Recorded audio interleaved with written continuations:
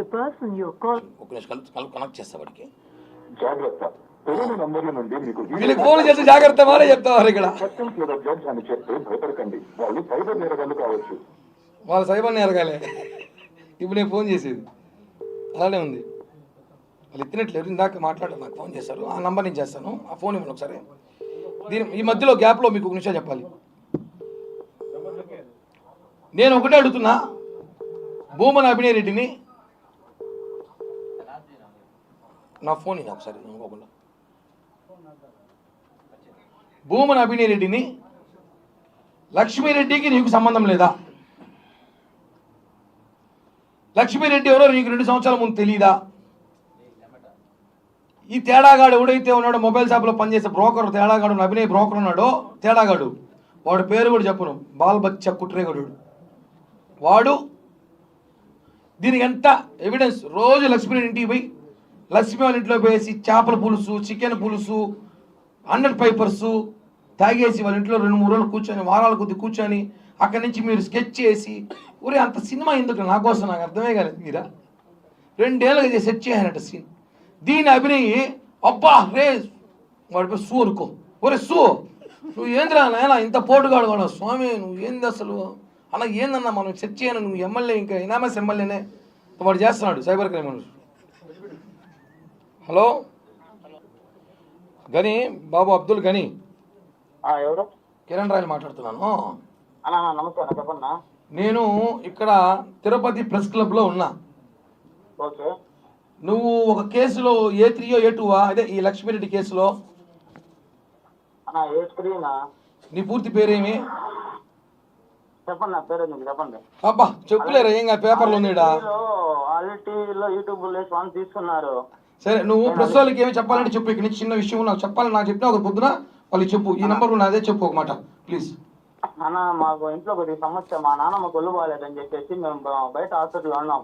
మాకు కంటిన్యూగా ఫోన్లు చేస్తారా, మీరు అందుబాటులో లేరు. బాబు ఇప్పుడు కాదు స్టోరీ, అసలు స్టోరీ ఏం జరిగింది చెప్పు. లక్ష్మీరెడ్డి మేడం మంచితనం చెప్పు ఒకసారి. అన్న, నేను ఒక సాదా సీదా ఆటో డ్రైవర్ అన్న. ఆటో దొరుకుంటానన్నా నేను.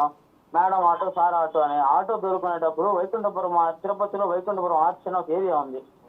అక్కడ ఆమె ఆటో ఎక్కి ఆమె 1 గంట 2 గంటలతో ఆటోలో తిరిగి నాకు 1000 రూపాయలు డబ్బు ఇచ్చింది. ఒక మంచి బాడీకి కదా అనుకో నేను తిరిగి తోలాను. మళ్ళీ ఆమె దిగేటప్పుడు వాళ్ళ ఇంటికాడ నేను దింపేటప్పుడు నేను నెంబర్ అడిగింది. నెంబర్ ఇచ్చి కట్టేయండి, మాట్లాడి స్పీకర్ పెట్టిస్తాం.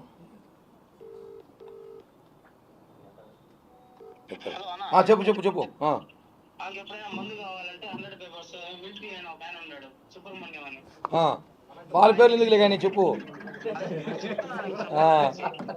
మందు కింద తీసుకొచ్చి చేస్తానన్నా. ఒక స్లిప్ రాయిస్తుంది. ఆ స్లిప్ తీసుకెళ్తే మెడికల్ షాప్ లో ఎవరికి ఏమని అడిగి 10-20 మాత్రలు ఇస్తారు. అవి తీసుకొచ్చి ఇస్తా అన్నాను.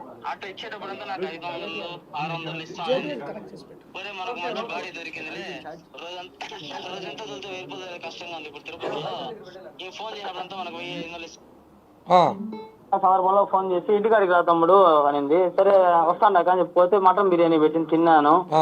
తినేసి ఇవన్నీ విషయం చెప్పు. మటన్ బిర్యానీ ఏదో చెప్తున్నా, ప్రెస్ మీట్ లో వాళ్ళకి చెప్పు. అదే చెప్తున్నా, మీరు ఆడైనా ఉండండి నాకెందుకు, నేను చెప్పాను నా బాధ నేను చెప్పాలి కదా. ఇప్పుడు నేనే ఫేమస్ ఫిగర్ అయిపోయినాను. నేనేం చేశాను ఇటని చెప్పాను, అక్క నాకు ఎటువంటి సంబంధం లేదు ఏమి అనే విషయంలో చెప్పుకోవాలంటే ఆమె అకౌంట్ ఒక బ్యాంక్ పేపర్ తెప్పించి IDFC బ్యాంకులో సంతకం పెట్టి మొత్తం ఏంది ఏం అంటే పెట్టి తమ్ముడు నేను ఉండా కదా నీకు నేను చూసుకుంటానని చెప్పి ఆ అకౌంట్ నెంబర్ పెట్టుకున్నప్పుడు నాకు ఒక తీసుకుని అరే డబ్బు అంటే ఎవరికైనా ఆశ కదనా, ఆశతో డబ్బు తీసుకొని సరే పెట్టాను. ఫోన్ చేసుకున్నారు, అన్ని అయిపోయింది. 2021 జనవరి 13 భోగి పండుగ రోజు నాకు ఫోన్ చేశారు. చోట తిరుచానూరు కాడ ఉన్నాం రా అనేసి. పోతే ఆమె కళ్ళు తిరిగి పడిపోయింది. ఏమనుకునే సందర్భంలో అక్క చెప్పక్క అంటే కూర్చో తమ్ముడు పక్కన అనింది. నేను కూర్చున్నాను. పోలీసు వాళ్ళు నేరుగా వచ్చి నన్ను పట్టుకున్నారు. ఎందుకు పట్టుకున్నారు అన్న? ఆమె అకౌంట్స్ తీసుకొని ఏదో సైబర్ క్రైమ్ క్రిస్పో అని ఒక యాప్ వాడి. క్రిస్పో యాప్ పేరు కూడా తెలియదు నీకు? నాకు తెలియదు. నాకు క్రిస్పో అనే యాప్ నాకు తెలియదు. నేను పోలీస్ స్టేషన్ జైపూర్కి వెళ్ళిన తర్వాత అక్కడ పోలీసు వాళ్ళతో నేను మాట్లాడే మాటల్లో వాళ్ళు నాకు చెప్పారు. ఇక్కడ ఎందుకు అమ్మాయిని మిమ్మల్ని ఎందుకు తీసుకెళ్లారు? మీ ఇద్దరిని అమ్మాయిని ఎందుకు వదిలేశారు? అన్న ఉన్నాను. అప్పుడు ఆమె హెల్త్ బాగాలేదు అది అని చెప్పి ఇచ్చేసింది నా. ఎవరు రికమెండేషన్ చేయలేదా? ఎవరు చేయలేదన్న మమ్మల్ని. ఆ అమ్మాయిని తీసుకెళ్లారు, ఎవరు ఆపలేదు, ఏమీ ఆపలేదు. ఆ అమ్మాయి వదిలేసి తీసుకెళ్లారు. మైగ్రేన్ ఉంది, హార్ట్ లో హోల్ ఉంది అని కథలు చెప్పి ఆమె తప్పించుకునింది. మమ్మల్ని నేను ఇంకోటి కూడా ఉన్నాను కూడా, వాడి పేరు నాకు గుర్తులేదు, వాడు నన్ను బండిలో ఎక్కించుకున్నారు. సుమోలో ఎక్కించుకుని గూడూరు పోలీస్ స్టేషన్ కాడికి ఆపి పొరోటా పెట్టించి మటన్ సీరియస్ లో ఉన్నాను. ఇప్పుడు ప్రశ్న ఇప్పుడు కాదు, ఇప్పుడు అమ్మాయి మీద ఎన్ని కేసులు ఉన్నాయి, ఏమైనా ఏమైనా ఎవిడెన్స్ ఏమి చెప్తే చెప్పు ప్లీజ్. మాకు తెలిసినంత వరకు 6 చీటింగ్ కేసులు ఉన్నాయా? 6 చీటింగ్ కేసులు ఉన్నాయా? క్రికెట్ బెట్టింగ్స్, మళ్ళీ రమ్మీ గేమ్స్ ఆడేది ప్యాకెట్ లో, మళ్ళీ ఇవన్నీ చేస్తది. నేను నాకు చదువు రాదునా, నన్ను అడుగుతున్నారన్నా, నాకేం తెలుసునా, నేను auto sir auto madam auto అని అడుక్కునేవాడన్నా.